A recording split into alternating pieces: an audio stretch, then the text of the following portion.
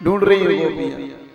गोकुल के बाहर आए तो देखे पूतना को विशाल काय शरीर पर हुए हुए और बाकी छाती पर कन्हैया बाल क्रीड़ा कर रही हैं। गोपियां उठा के लाई, झाड़ू लगा रही, गौमूत्र से स्नान कराया और गाय की पूंछ से झाड़ू लगाया। अव्यादजोंगमणिवांस्तव जानवथोरु यज्ञासतो कटतटं जठरं हयास्य हृदकेशवस्तु दुरैसैनस्तु कंठं विष्णुर्भुजं मुखमुरुक्रमईश्वरकम्।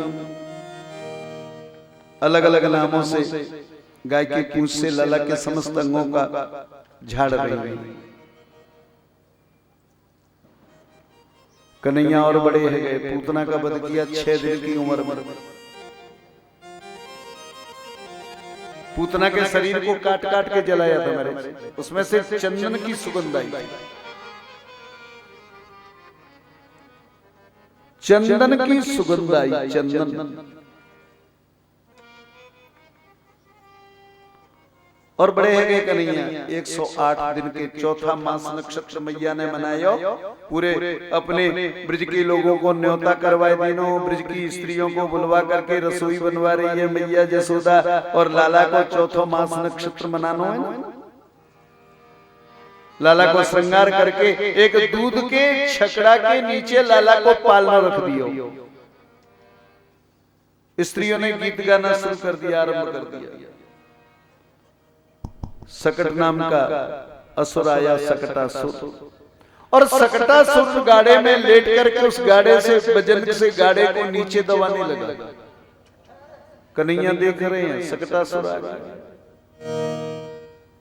कन्हैया ने पहले तो जोर जोर से रोना शुरू किया, बच्चे पास में खेल रहे थे। कन्हैया ने जोर जोर से रोना शुरू किया, लेकिन कृष्ण के रोने की आवाज किसी ने भी नहीं सुनी। अब लगा कि ये सकटासुर मुझे दबा देगा, तो अपनी लात को उछाला और मेरा जो सकट था ना वो कितनी ऊंचाई से आकाश में चला गया और धड़धड़ाम के साथ धरती पर आकर गिरा। या छकड़े में दूध के जितने बर्तन थे ना वो सब के सब फूट गए, छकड़ा तो पलट गया। इतने बड़े जोर की आवाज हुई, सबरे ब्रजवासी दौड़ पड़े, काहे गए हो, काहे गए हो। देखे तो दूध को छकड़ा पलट गयो। बोले भैया जाए काहे गए हो, ये कैसे पलट गए हो। बच्चे वहां बाल कीड़ा कर रहे थे। बोले हमारे कन्हैया ने एक जोर की लात मारी तो सारा उड़ गया आकाश में और धरती पर आकर गिरा। अब बड़े लोग बच्चों की बात पर क्या भरोसा करेंगे। छोटे बच्चे में इतनी कहां से ताकत आ गई जो छकड़ा को ऊपर उछाल दी। ध्यान नहीं दिया। सकटासुर नाम के दैत्य को मारे और तृणावर्त आए।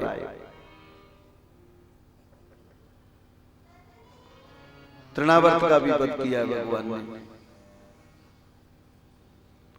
भगवान श्री कृष्ण और बड़े हो गए।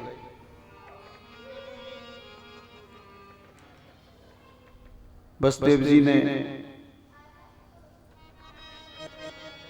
अपने कुल पुरोहित गर्गाचार्य जी को अपने पास में बुलाया। कहा आप नंद के यहां चले जाओ और उनके बालकों का नामकरण संस्कार करो। गर्गाचार्य जी आए, नंद जी को अपने पास में बुलाया और नंद जी से कहा देखो नंद जी, मैं मथुरा से आया हूँ, मैं वसुदेव की आज्ञा से आया हूँ। आपके घर में वसुदेव के जो 2 बेटा है ना, मैं उनको नामकरण संस्कार करने आया हूँ। नंद जी ने कहा बाबा कैसी बात कर रहे हो आप मेरे घर में, और नंद के मैंने वसुदेव के बेटा।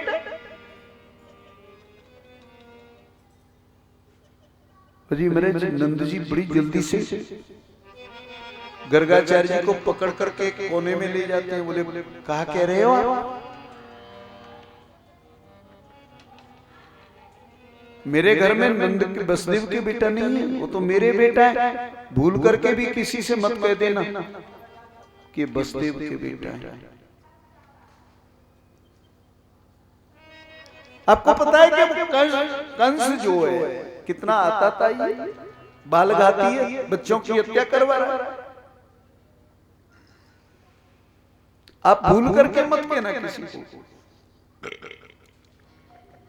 उनको डर पड़ा कि कहीं जसोदा को पता चल गया तो क्या होगा। इससे एक संकेत मिलता है,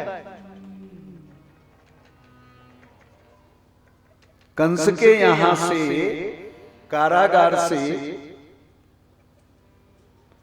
कृष्ण को ले जाने का काम किया।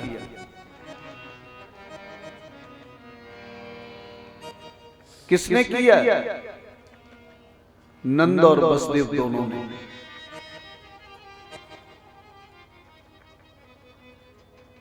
यथा हरिवंश पुराण। हरिवंश पुराण के साथ साथ कई और जगह मिलता है कि नंद और वसुदेव ने परस्पर में ये मंत्रणा कर ली थी, किसी तरह से 8वें गर्भ की रक्षा कर ली थी। वसुदेव यहां तक लेकर के आ गए थे, नर्मदा के यमुना किनारे तक यहां से नंद जी लेकर के गए थे।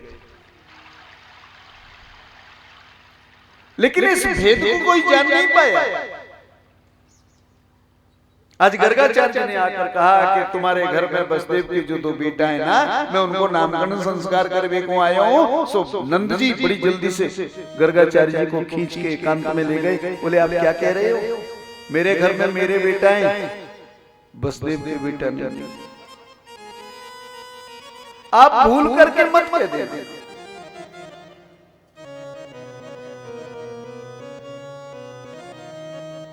और ऐसा लगता भी है।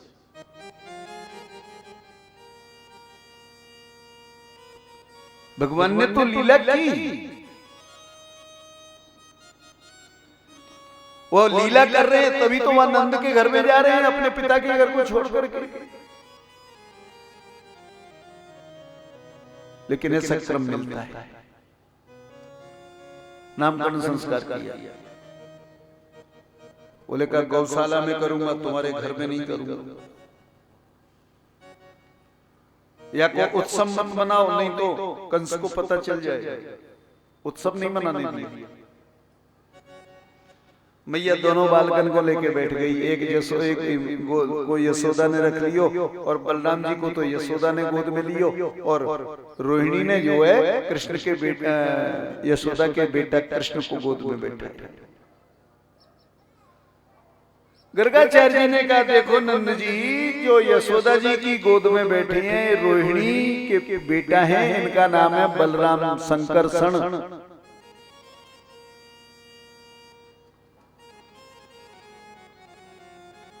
इन्हें देवकी के साथ में गर्भ से निकाल करके रोहिणी के गर्भ में स्थापित किया, इस गर्भ का कर्षण किया,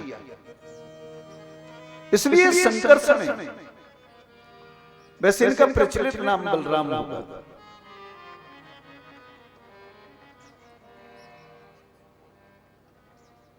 और जो रोहिणी की गोद में यशोदा का बेटा है ना, इसके तो अनेकों नाम हैं जिनका मैं वर्णन नहीं कर सकता। लेकिन ये वसुदेव के बेटा है इसलिए वासुदेव है।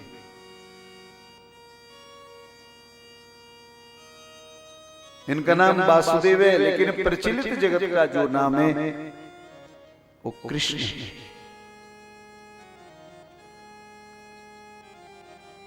कृष्ण का क्या अर्थ है? बोले कृष्ण का अर्थ है कर्षेति इतिस्ति कृष्ण। कर्ष माने खींचना, आकृष्ट करना, जो किसी के दिल को अपनी तरफ खींच ले, कर्षण कर ले, वो कृष्ण है। कर्ष कहते हैं खींचने को, आकृष्ट करना, खींच लेना। कृष्ण में वो क्षमता थी, जो भी कृष्ण को देखता वो कृष्ण का ही हो जाता था। इनका प्रचलित नाम कृष्ण है। यशोदा ने कहा बाबा तुम्हारे नाम तुम जानो, हम अपने मन से कुछ रख सकें? बोले जरूर रख लो, जरूर रखो। बोले क्या जी देखो कृष्ण से बड़ो है, या तो या को नाम रख दियो हमने दाऊ, और ये जो यशोदा का बेटा बताया ना तुमने, या को नाम तो कनुआ, कारो, कन्हैया, हम कुछ भी कहेंगे, ये तुम्हारे नाम हमसे लेने में नहीं आएंगे। कृष्ण कृष्ण हम नहीं कह पाएंगे। नामकरण संस्कार के बाद गर्गाचार्य जी चलने लगे। यशोदा जी ने कहा भूल के मत चले जाना। बोले क्यों, मेरे घर में पहली बार तो आए हो और बिना भोजन करे नहीं जाने दूंगी। पहले के जमाने में ब्राह्मण किसी के यहाँ भोजन करने जाता था ना, तो अपने हाथ से ही रसोई बनाता था, वो किसी के घर का भोजन नहीं करता था, पहले की परंपरा। ये पहले के जमाने की, ब्राह्मण किसी के भी घर में जाता था, वो दाल आटा लेता था, बस रसोई खुद बनाता था, वो किसी के हाथ का भोजन नहीं करता था। गर्गाचार्य जी किसी के घर में भोजन नहीं करते थे, इसलिए रसोई बनाने के लिए कह दिया मैया ने भोजन बनाना पड़ेगा, प्रसाद पाना पड़ेगा, बाबा ऐसे थोड़ी चले जाओगे। तो अब जब वो रसोई बनाता था ब्राह्मण, तो वो अपने अकेले के लिए नहीं बनाता, फिर तो जजमान के पूरे घर के लिए बनाता था। बोले घर के परिवार के लोग कहां जाएंगे, ये तो इनको खिलाना पड़ेगा। गर्गाचार्य जी ने रसोई बना करके ठाकुर जी को भोग लगाया और सामने ठाकुर जी बैठे। ये लीला भगवान राम ने भी की है। एक बार जन्नी उनवाए, कर सिंगार पलना पोड़ाए। एक बार जननी नवाए, एक बार जननी नवाए। करे सिंगार पालन पोड़ाए, करे सिंगार पालना पोड़ाए। मैया कौशल्या ने राम जी को स्नान करके करा के श्रृंगार करके पालने में सुला दिया और खुद स्नान करने चली गई। और उसके बाद आई रंगनाथ जी की पूजा की। दशरथ जी के इष्ट कौन है? रंगनाथ जी। मैया ने पूजन किया, फिर भोग लगाया, और जैसे ही मैया ने भोग लगाया आंखें खोली तो महाराज रंगनाथ जी की जगह पर राम जी बैठ करके उस लड्डू को पा रहे हैं। मैया अचंभे में पड़ गई, अरे मैं तो राम को पालने में सुला के आई हूँ, वहां से भागी दौड़कर पालने के पास में तो लाला सो रहे हैं, और जब पहुंची पूजा घर में तो राम जी बैठ करके लड्डू खा रहे हैं। मैया कभी यहाँ कभी वहां, कभी यहाँ कभी वहां, चक्कर में पड़ गई। यहां पर भी मैया कौन है? मैया है गुरु। मां जो होती है ना, वो पहली गुरु है। दुनिया में सबसे पहला गुरु कौन है? पहला गुरु है मां। मां शिक्षा देती है, मां बताती है, मां समझाती है, मां पढ़ाती है। अब आज के जमाने में मां पढ़ाती नहीं। आज के जमाने की मैया बच्चे को पढ़ाती नहीं है। वो कहां, बोले वो कौन सा कहलाता है? कॉन्वेंट। क्योंकि कॉन्वेंट की जो आया है वो उससे ज्यादा पढ़ी लिखी है।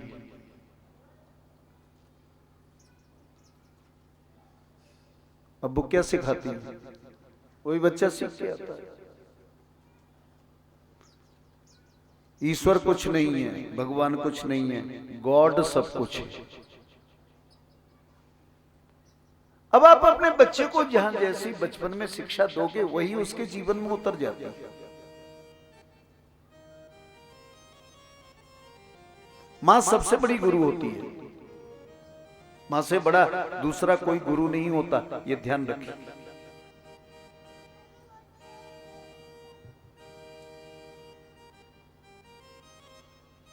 यहां पर गर्गाचार्य जी गुरु हैं तो मैया कौशल्या गुरु है, और दोनों गुरुओं को लीला दिखा रहे हैं।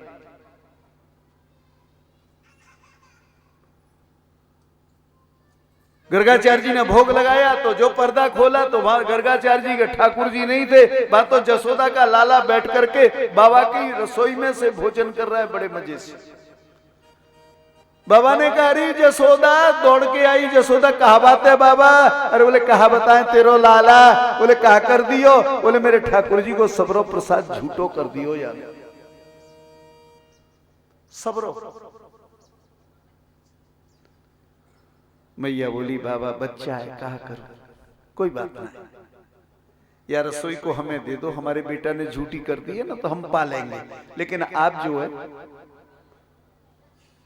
दूसरी रसोई तैयार करो, लेकिन भूखे भगवान नहीं जाएंगे यहां से। गर्गाचार्य जी ने कहा यही काम करते रहूंगा, दिन भर रसोई बनाऊं और तेरो बेटा आए के झूठ बिटार कर देवे, फिर बनाओ, ये काम मुंह से ना होए। अब तो मैया घर में ही भगवान को भोग लगेगो। जसोदा जी ने कहा गर्ग जी ध्यान रखना, बिना भोजन के नहीं जाने दूंगी। तो कोई यशोदा कमजोर तो थी नहीं ना, राज रानी थी। गर्गाचार्य जी ने कहा अच्छा मैया एक काम कर। बोले कहा? बोले 2-4 सेर तो कनक दे दे, कनिक 2-4 सेर। कनिक माने कहते कनिक? अरे जो गेहूं को आटो हो ना, पहले के जमाने में कनिक ही कहते थे, अब आटा आटा चिल्लाने लग गए। पहले के जमाने में सब कनिक कहते थे, कनिक। मथुरा से आगे जो हरियाणा लग जाता है ना, जब हरियाणा में जाओगे तो कहा, पंजाब में जाओगे तो कोई गेहूं नहीं कहता, कनिक कहते हैं सब गेहूं को।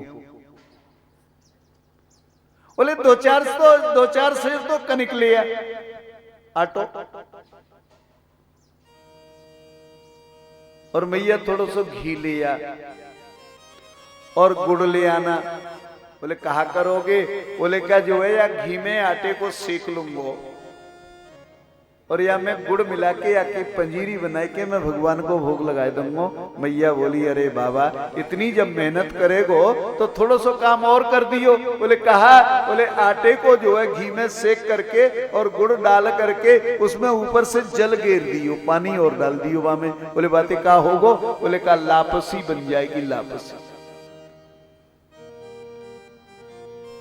मैया ने ले जा करके मेरे कन्हैया और बलराम दोनों भाइयों को एक कमरे में बंद कर दिया, एक ही कमरे में दोनों भाइयों को। जैसे ही इन्होंने प्रसाद बनाया, बनाने के बाद में ठाकुर जी को सामने बिठाया, मेरे रखे गर्गाचार्य जी ने और वेद मंत्र पढ़े। सहस्र शीर्षा पुरुखा सहस्राक्ष सहस्रपात सभूमि गौ सर्वत स्मृत्वा त्यतिष्ठ सांगुलम। ये वेद मंत्र है, यजुर्वेद का मंत्र है। पुरुष सूक्त कहते हैं इसे, पुरुष सूक्त 16 मंत्र हैं।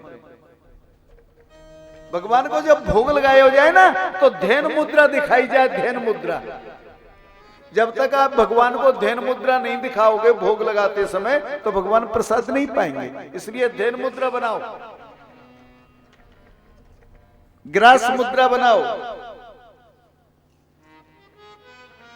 गर्ग जी ने पर्दा लगाया, वेद मंत्र पढ़े बड़ी देर तक। बोले क्या भगवान पर्दे में प्रसाद पाते हैं? बोले महाराज भगवान पर्दे में ही प्रसाद पाते हैं। पर्दे के भीतर नहीं, माने पर्दे के भीतर बैठ करके पाते हैं, बाहर नहीं पाते दुनिया के सामने।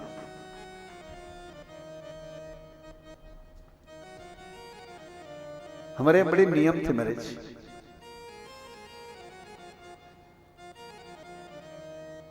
भोजन एकांत में बैठकर करे, भोजन के समय बिल्कुल कोई बातचीत न करे।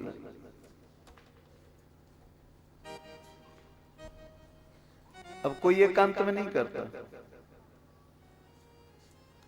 परिवार से एकांत नहीं होता है, ध्यान रखिए। परिवार के तो सभी मेंबर एक साथ बैठकर भोजन करें।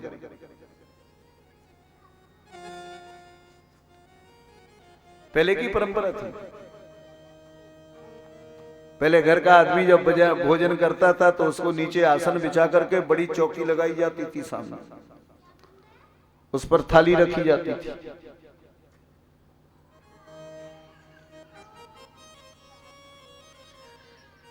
अब ये प्रथा समाप्त हो गई। डाइनिंग टेबल आ गई।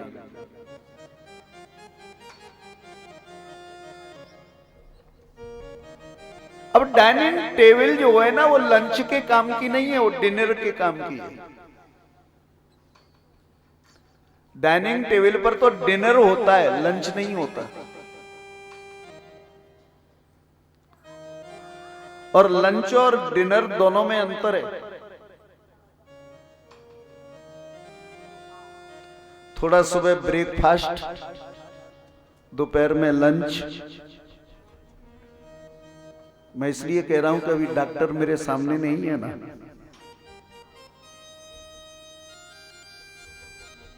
उसके बाद रात को डिनर।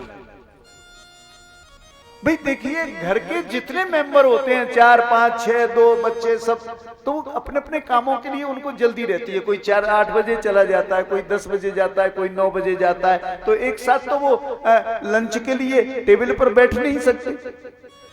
कोई 1:30 बजे भोजन करता है, कोई 1 बजे भोजन करता है, कोई 12 बजे भोजन करता है। कुछ लोगों की आदत है ऑफिस जाना है तो 10 बजे भोजन करके निकलेंगे, फिर दिन भर का टिफिन विफिन उनको कुछ नहीं चाहिए। लेकिन जो 1:30 बजे भोजन करते हैं ना, तो उनको तो टिफिन जाता है। सवेरे ब्रेकफास्ट कर लिया तो फिर टिफिन चाहिए।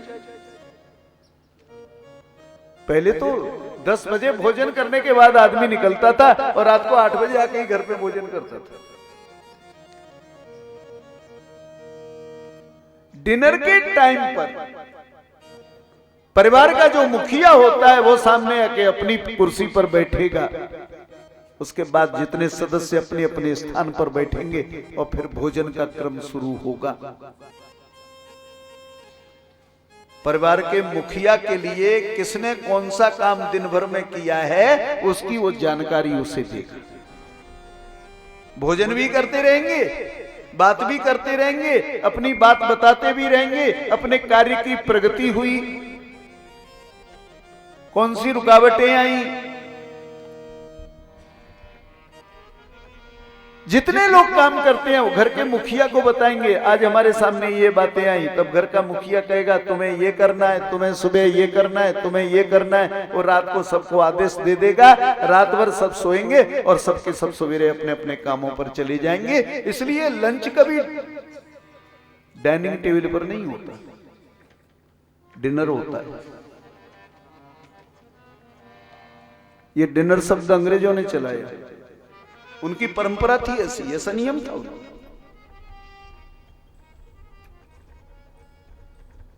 अपने कार्य की घर के बड़े व्यक्ति को जानकारी देने से कोई व्यवधान है तो वो बताएगा, समझाएगा, जिससे रुकावट आ रही है उसको आदमी दूर करेगा और सबको जानकारी होगी, परस्पर में प्रेम होगा, विवाद नहीं होगा। अब डाइनिंग टेबल की भी परिपाटी खत्म हो रही है। क्यों हो रही है? माफ करना, पहले के जमाने तो बाप बेटे सब बैठ के भोजन करते थे एक साथ। अब आज का जमाना बदल गया है। जिस बहू का पति घर में आ जाएगा वो उठेगी, एक थाली उठाएगी, 2 कटोरी रखेगी और थाली परस के अपने कमरे में ही ले जाएगी। हर एक बहू अपने अपने पतियों को भोजन अपने कमरों में कराती।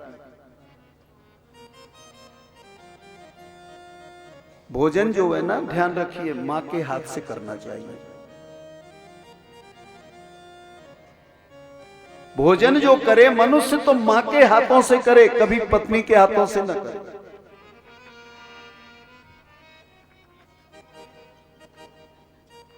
बोले क्यों जी, पत्नी के हाथों से क्यों नहीं करे? बोले माफ करना। थाली सामने परोस कर रखेगी, उसने पहला कौर तोड़ा और उसने कह दिया अजी मैंने आपसे कहा था बाजार से वो सामान लेके आना, आप लाए क्या? हाथ का ग्रास हाथ में रह गया, वो बेचारा मुंह में दे भी नहीं पाया। उसकी फरमाइशों की लिस्ट आरंभ होती है। वो एक एक कौर तोड़ के भोजन करता रहता है, एक रोटी खा लेता है। दूसरी भी पूरी कर लेता है, तीसरी रोटी के लिए सोचता है लेने को, तब तक कहती है तुमको पता नहीं है, मैंने कहा था ना वो जेठानी जी इतना जोर जोर से लड़ रही हैं, अब मैं ज्यादा नहीं सुनूंगी, कोई व्यवस्था करो।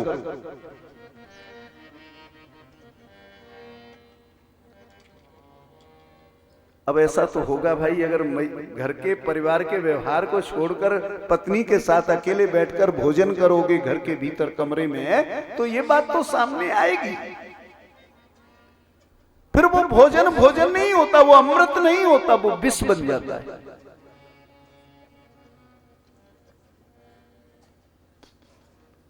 बड़े घरों की आदत और हो गई है। बोले क्या?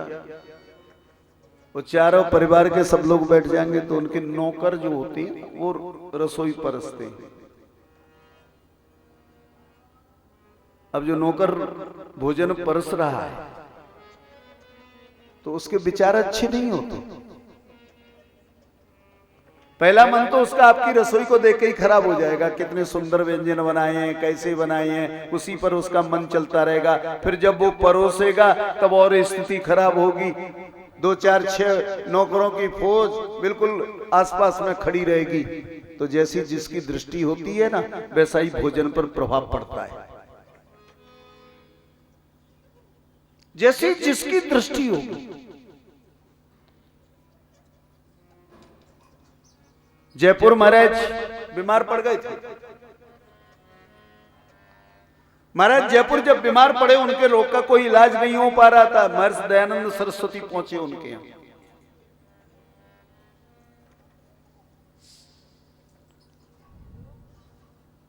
दयानंद सरस्वती ने पूछा, राजन आप भोजन कैसे करते हो? बताया उन्होंने। बोले कहा कल से आप मेरे साथ भोजन करोगे। अब दयानंद सरस्वती तो अकेले में बैठ के भोजन करते थे, कोई वार्तालाप नहीं करते थे, कोई परोसगारी करने के लिए कोई नौकर चाकर नहीं होते थे। महीने भर तक भोजन किया, महीने भर में महाराज का स्वास्थ्य बिल्कुल ठीक हो गया।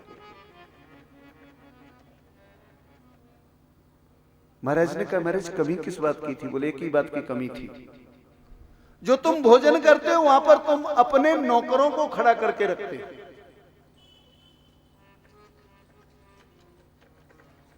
ये तुम्हारे भोजन का दोष है, ये दृष्टि दोष है, दृष्टि दोष।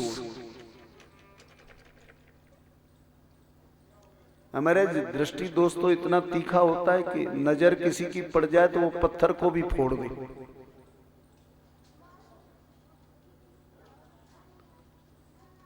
नजर सबको लगती है, नजर सबको लगती है, और आप विश्वास नहीं करोगे, मैं झूठ नहीं बोल रहा हूं, मुझे सबसे ज्यादा लगती है।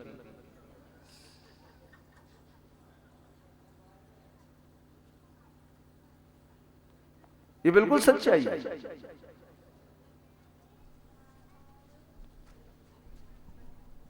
बोले किसको नजर लगती है? बोले मेरी आवाज को लगती है।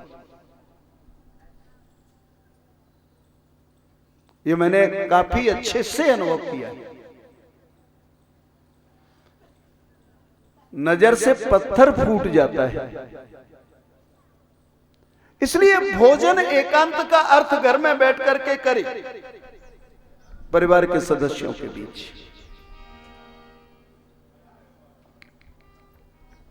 लेकिन अब जमाना बदल गया महाराज, अब तो हो गया होटल। हो तो टलो, होटल माने हिंदू, हो तो टलो। अब होटल में जब जाओगे तो बनाने वाला कौन है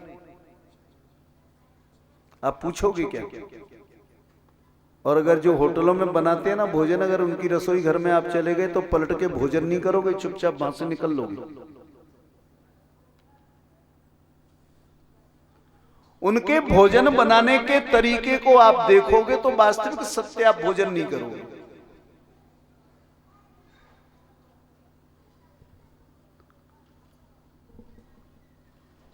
मेरे जी मैं 1974-75 में बंबई गया, वहां जहां मैं ठहरता हूँ नारायणवाड़ी कहलाती, वहां पहले भोजनालय था, तो भोजन करने हम वहीं जाते थे भोजनालय में। एक दिन हम समय से पहले चले गए, तो वहां क्या देखा हमने, जो देखा तो 2 दिन तक भूखा रहा, मैं नहीं खाऊंगा। जो भोजन बता रहे थे, तो जो आटा था ना उसको वो खड़े होकर के पांव से गूंथ रहे थे। अब भाई सच्चाई है, पहले जमाने में मशीन नहीं चली।